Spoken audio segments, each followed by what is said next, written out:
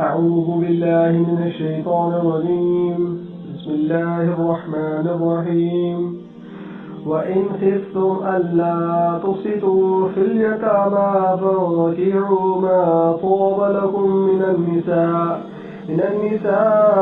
مثنى وثلاث ورباع فإن خفتم ألا تعدلوا فواحدة أو ما ملكت أيمانكم ذلك أدنى ألا تعولون।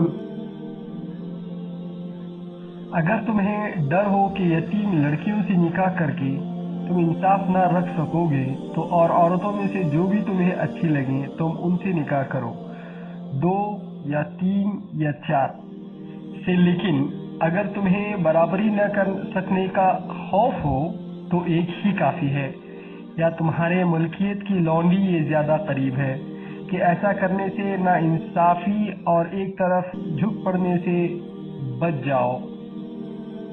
Thanks for watching. Allah Hafiz.